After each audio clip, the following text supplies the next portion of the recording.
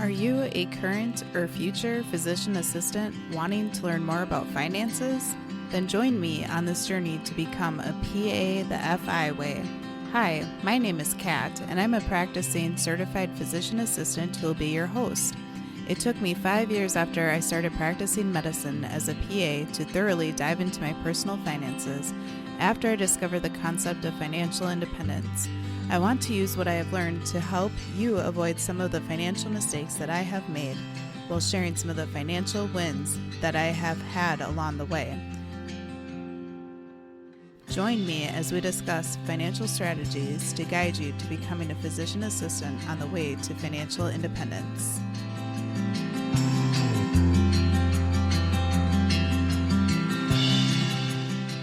Before we dive in, a quick word from our sponsor.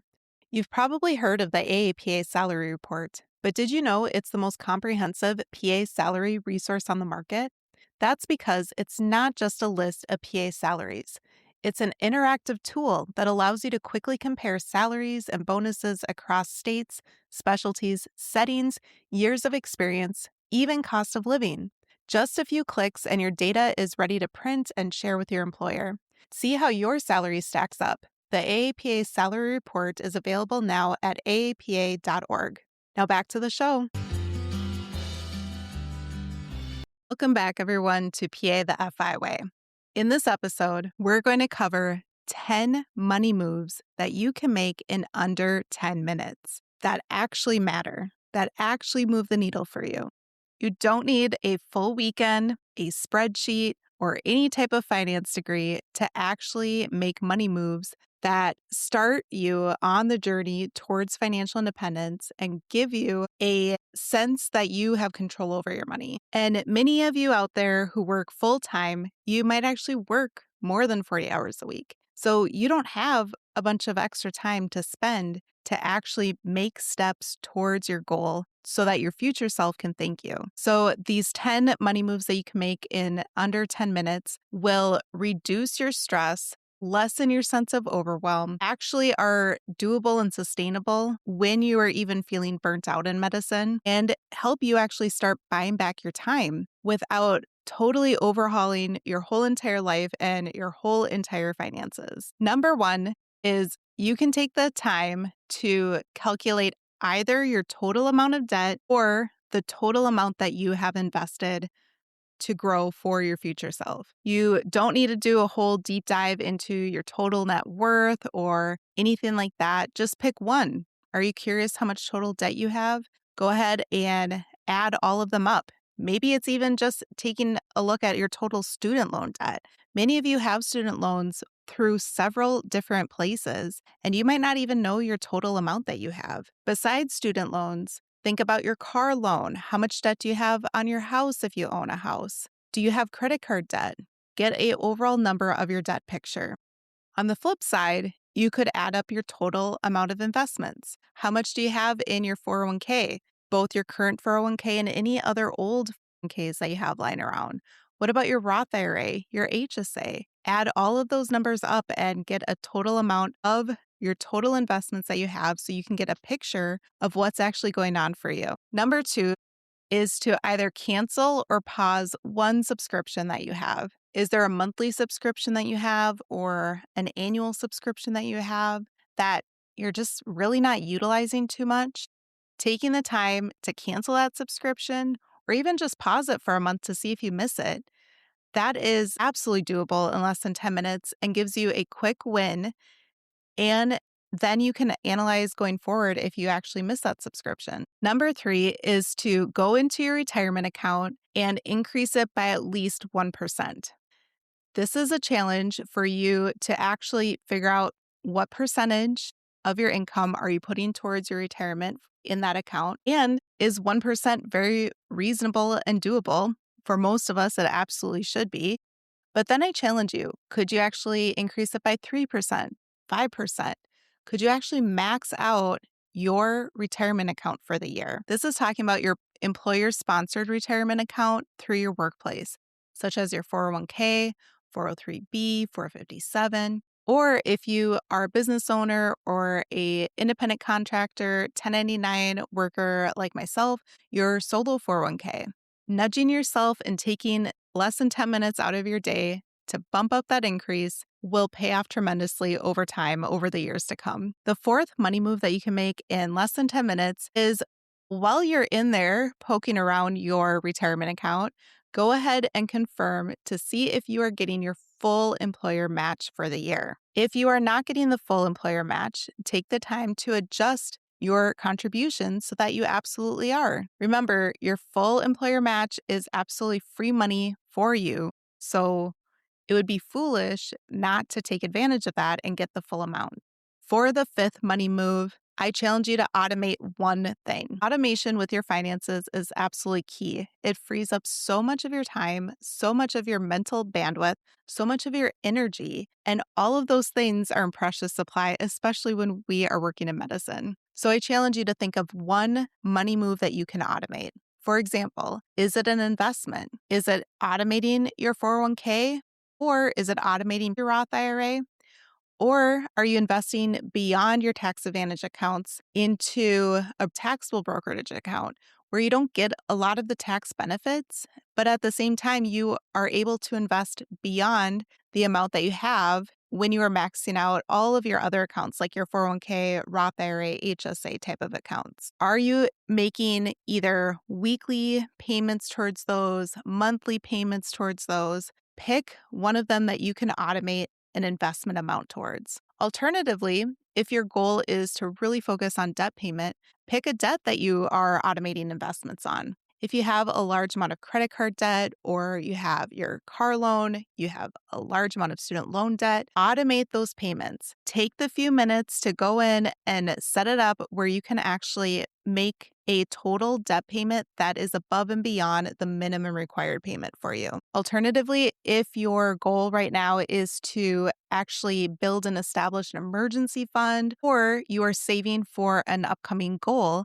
that would be a sinking fund. Take the time to automate payments towards that savings so that you are building up those funds for you. And if you would like more information about automation, go back and listen to episode 23, which is how to automate your finances to set you up for success, or learn more about sinking funds in episode 27.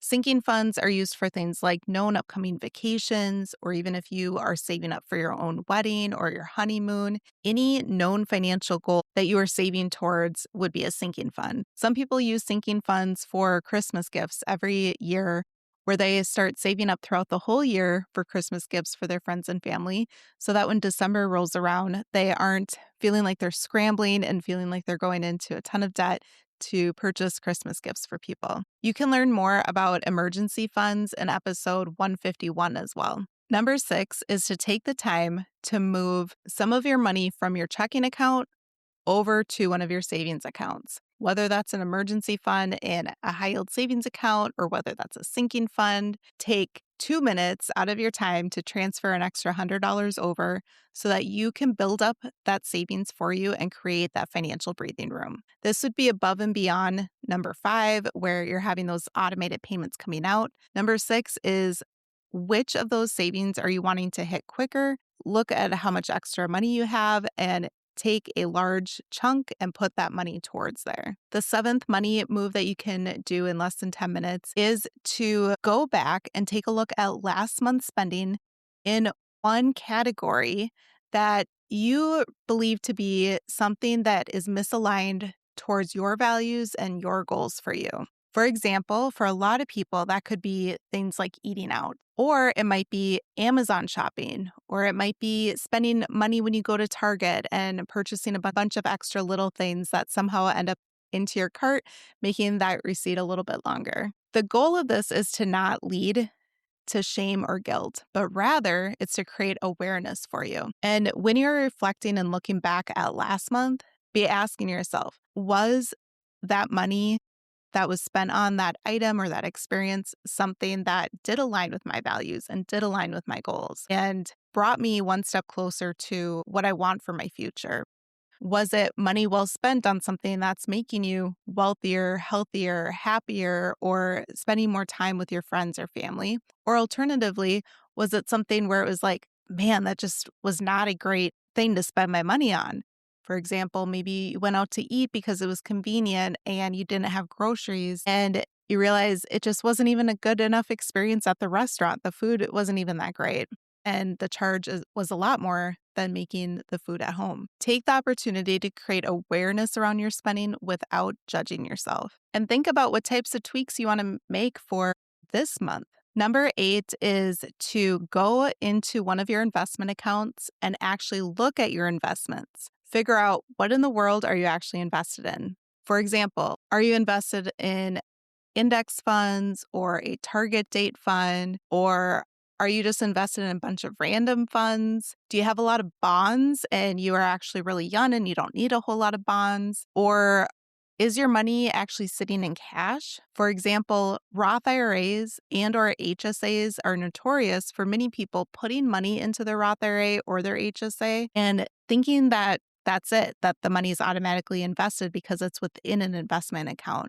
But with both of those funds, you do need to take a step further and actually invest the money. Otherwise, it just sits in there like cash, similar to a high yield savings account, where at least you're earning a little bit more than a regular bank account, but it's not invested and you're losing money on inflation.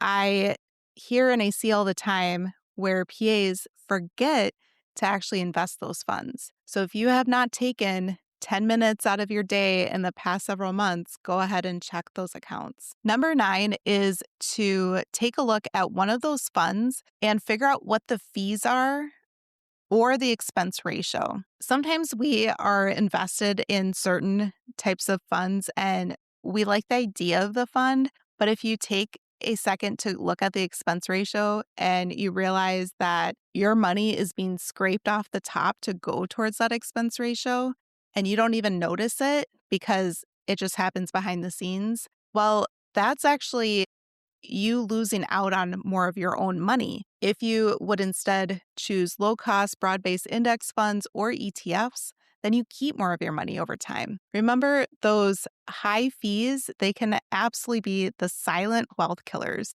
They can be super sneaky and very subtle, and you have no idea that they're even happening. Finally, number 10, last thing that you can do in 10 minutes or less to make some money moves is to open up a high yield savings account or an HYSA if you have not yet done so. High yield savings account earn you more money over the year than traditional bank accounts, usually anywhere between about 10% up to 20% more in the interest that you earn. Now keep in mind, HYSAs, they are absolutely not investment accounts. They're instead a way for you to earn a little bit more from your cash sitting around. I encourage that high yield savings accounts be used for things like your emergency fund, your sinking funds, any other type of cash that you are sitting there parked for an upcoming short term goal. Even a down payment on a house if that's coming around the corner. Opening up a high yield savings account and then eventually contributing to it and building up your emergency fund or sinking funds there, that is one of the easiest money moves that you can make. If you have not yet done so, go ahead and listen to episode 151, where I talk both about high yield savings accounts as well as emergency funds. And I share about my favorite high yield savings account that I've been using, which is Wealthfront. I will go ahead and put a referral code in the show notes in the description here on YouTube. And you can check out Wealthfront if you already don't have a high yield savings account. One of the biggest mistakes I see with PAs trying to figure out what type of high yield savings account that they want is that they go into analysis paralysis and decision fatigue. There are a lot of them out there. What I encourage you to do is choose one that you have heard good things about. For example, like I said, I like Wealthfront, but I've heard great things about Ally. I've heard great things about a ton of other types of high yield savings accounts. Go ahead, just pick one, open it, and be done with it. Don't take more than 10 minutes to decide which one or 10 minutes to open up the account. This is absolutely one of the decisions for your money that just is not a huge decision. It's not a multi-$1,000 decision for you at all in the sense of which one is the best one for you. Again, pick one that has good reviews. You can do some research online. maybe get a referral, talk to other coworkers or friends or family members that use one, and open it and be done with it. And don't go jumping around with the high yield savings account, chasing the interest rates. Again, your time is worth way more than what that will actually earn you in money over time. As a reminder, you absolutely do not need to do all 10 of these things today. I encourage you to pick one, maybe two of them to work on today. Take these small, actionable, doable steps towards your future financial freedom on your way to financial independence. This is truly a journey. It really is a marathon and not a sprint. And that can really help take a lot of pressure off of ourselves. Remember, you did not learn medicine in one day or even 1 week. You are still continuing to learn medicine, whether you are a student taking a listen or whether you're a practicing PA or other healthcare professional out there. We're constantly learning every single day. It's the same with our money. Once you decide to be intentional about your finances and learn personal finance concepts, it really is about those building blocks and taking those small steps towards the goals for your future self. So I hope that that takes some of the pressure off of you and at the same time challenges and motivates you to take one small step today. And let me know with a comment on YouTube which of these steps you're going to do. Or you can leave a comment on the social media posts over on Instagram, Facebook, LinkedIn for this episode as well. Which one are you going to tackle today? I'm curious. Let me know. Once again, thank you so much for taking a listen. If you have not yet subscribed to the show, I encourage you to do that so you're notified about future episodes. And I'll see you back here soon.